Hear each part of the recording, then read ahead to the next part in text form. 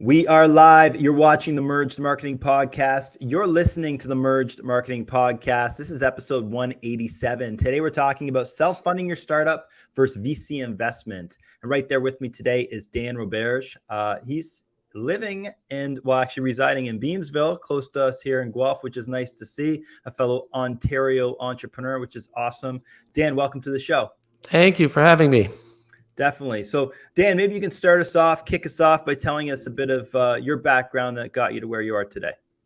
Yeah, absolutely. I started in something totally different. I guess it was, I studied film school stuff in university, and I was going to be a filmmaker. But I guess the thing that attracted me to film is still the thing that I like today in our business, which is this concept of creating, just creating new things. And so that led me to be getting jobs in marketing, which then led me to think, you know what, we want to have our own business, and let's just create something that we have a say in what goes on. And that I did all the marketing for our company as we grew, and lucky enough now have to have a team that works and does that. But that entire need for creating and being independent and doing new things was basically the starting genesis of wanting to have my own company. So it's pretty cool to kind of figure out what you really like and really hone in and drive deep on it. Originally, in a previous life, I wanted to be a music video director. So I actually was going to go to university in Carleton, in Ottawa,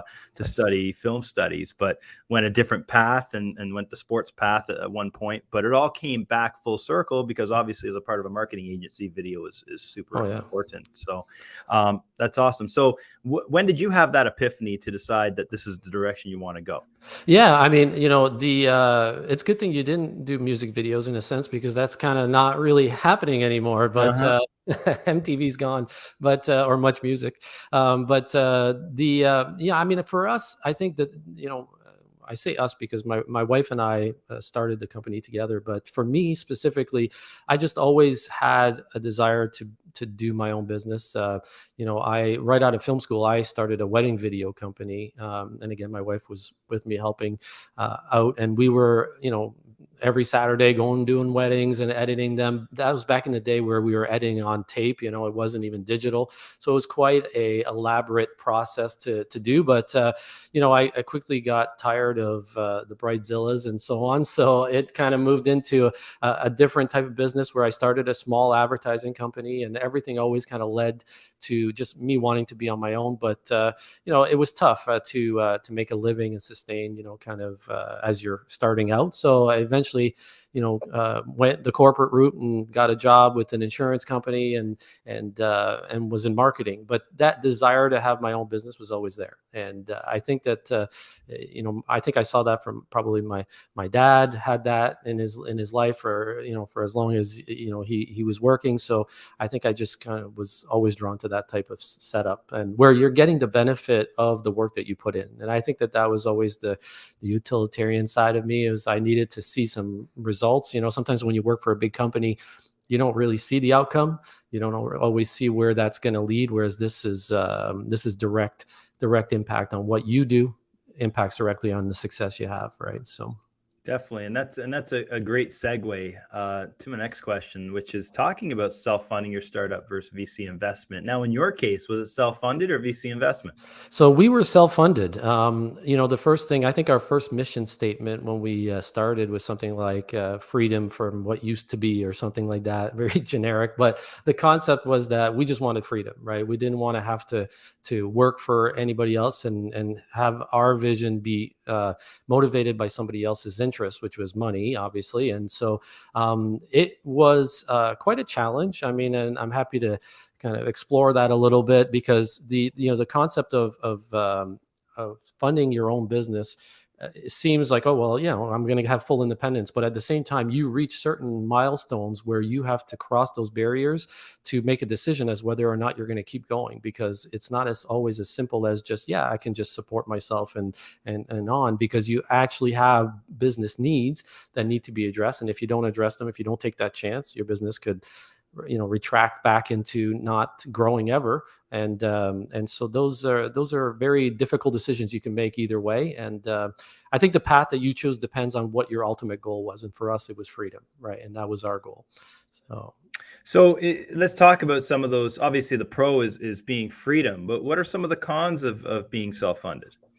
yeah, I mean, we had to mortgage our house 3 times. And every time we thought we'd lose it. And that was a house that we paid for from the work that I did working at in a corporate environment. It wasn't money that came to me easily. Unlike people might always think, oh well, you can start and self fund your business because you have money. So I went out, got a job, I build equity in my house, and then put that equity at risk to grow my business. That was the And wedding business? that was, yeah. So the wedding business or the insurance company job that I had for marketing, and all of those things I did to earn income in the past, then we kind of put it all into this maintenance care business, which is the business we're doing now, which is a software company. And that was back in 2003 we started.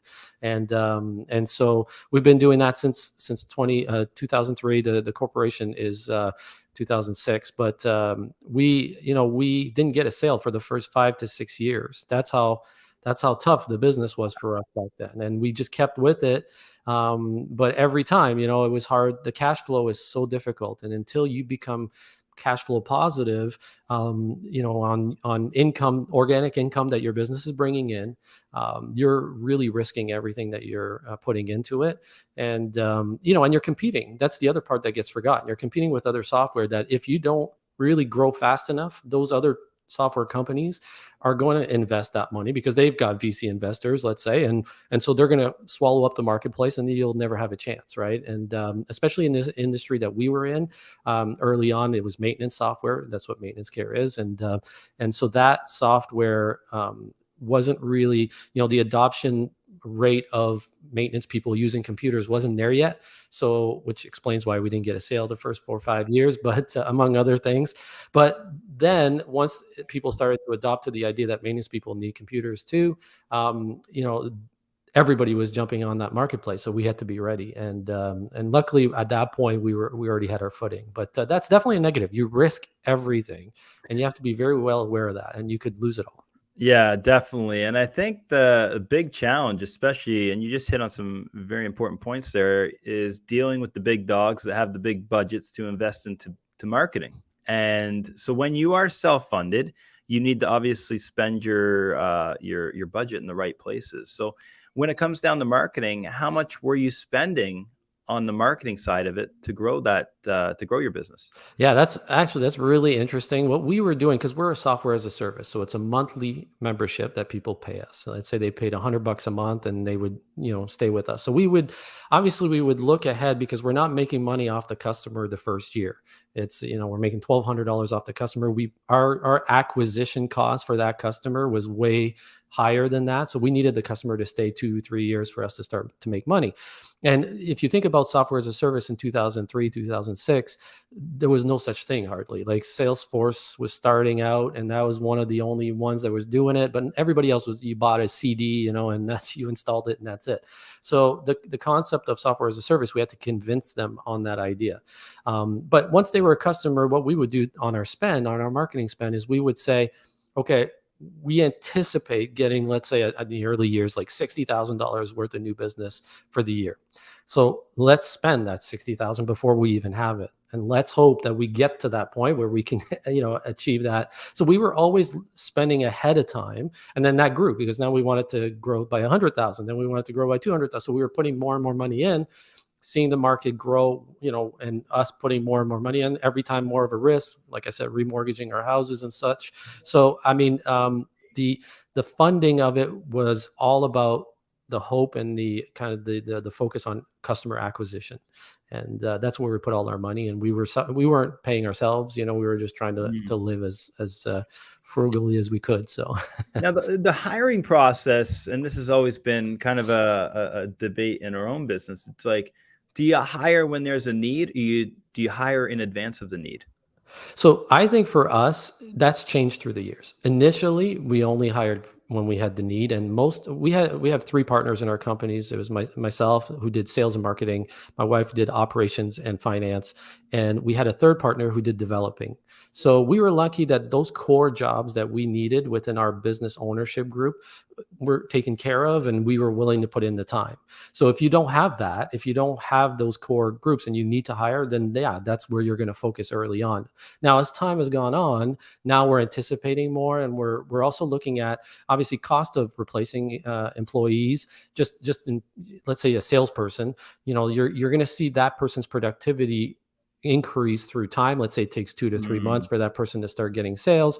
And then if they only last with your company a year, you're starting that process again next year. So now we're trying to backfill always and get those jobs prepared, so that, because we've learned what the turnover is for the team, and we always want new people to be ready if they are needed. So Yeah. that's changed through the years. Yeah, that's a good point. You got to factor in obviously training time, which can be costly for a company. We historically, we would, we would have a plan to spend X amount on a marketing budget in anticipation of getting sales and closing sales. So we would always hire historically before the need, but it's a massive risk when you do it Oh, that way. And we have come out on months on the negative because staff is not trained properly, and it's tough to anticipate how quickly it's going to take to train staff. Turnover, there's lots of question marks with that, right?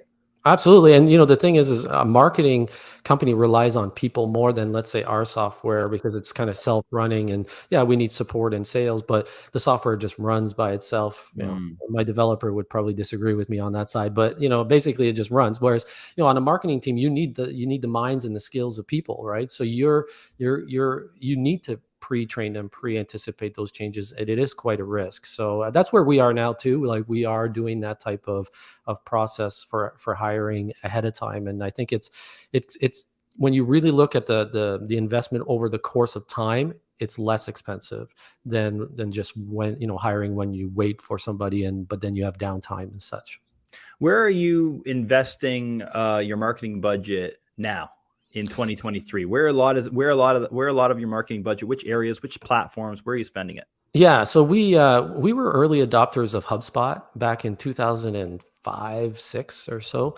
Oh, sorry, 2015, not 20, and 10 years later. So but basically we used a lot of inbound marketing strategy, SEO. Obviously, the landscape has changed considerably now. So what we saw is the emergence of what we call directory listings. So we're not only competing with other software companies like ours, but what we're competing with is these directory listings that are actually paying directories. They kind of pose themselves as being like, here's the top 10 best software, and by a rating of what people say, but really it's not. I mean, you're paying for that top rating. And so Google Ads isn't as relevant as it used to be. It's changing. It's still there, but it's not as relevant compared to these directory listings, which has replaced SEO. I mean, really, to us, that's kind of a biggest thing. Now, SEO is probably still our number one. And when I say SEO, I mean our website and the content that we produce brings in the most amount of organic leads that allow us to close more sales. Like, that's still number one. But definitely the directory listings has been a challenge. I'm kind of not a big fan of them, in that fact that we're competing and paying double, but it is a big part of what we do. It's the way it goes, right? A lot of Yeah. those awards, people are paying for them, which is, it just feels kind of icky. Yeah, If some exactly. of them does, right? But okay, that's interesting. Yeah, SEO I think is obviously always going to be a player, because I find that the savvy consumers are the ones that are scrolling past those ads and going to that organic listing to get the result they're looking for, especially when you're in the SaaS space, right? Where a lot of your clientele are savvy, right? Exactly. Google Ads, on the other hand, I think you're absolutely right. I think with Google advertising, a lot of people that are clicking those ads, they're definitely shopping around and looking for the best deal, right? So you do deal, I think, in a lot of cases, at least in our case, a lot of tire kickers, Yeah. right? So that's just comparing those two platforms is very interesting. But it's nice to have really strong SEO, and you can constantly rely on that organic traffic on a monthly basis, which is encouraging to see, right? Absolutely. Like, we try to put out content all the time, whether it's these types of interviews or whether it's other videos, educational videos. The medium has changed now. It's very much audio and video as opposed to just, it used to be an infographic or a ebook or something like that, which we still put out content, but the useful stuff is just information that we put on our YouTube, and people find us that way. What we've done, and this is a little bit of a kind of a, because what you said is exactly right. Google Ads really leads to a lot of tire kickers and just people that aren't as serious who just want free. So what we did is build a free version of our software, and we direct all of our Google Ads to the free version. And so that allows for us to get still that, value from something, even though, like, I mean, people would think, well, you're paying for an ad that's taking them to a free product that that they're not giving you any income, but we get to nurture them as far as once they are in the free version. So offering maybe a lower level, low cost or free item that you can target to that audience on the paid side allows you to still get some value in the long run from that marketing initiative. Tripwires, super important, definitely, to get somebody into your ecosystem and start giving yourself an opportunity to build your trust with that lead before they make the commitment to become a full-fledged client. And I think that's important. And I think that's where marketing is trending more so in the last couple of years, is putting that consumer in a position where they are making the decision and not being pushed into a decision. Yeah. And exactly what you're doing there is offering the free trial, just giving them a little taste and seeing if they think your product is a good fit for them.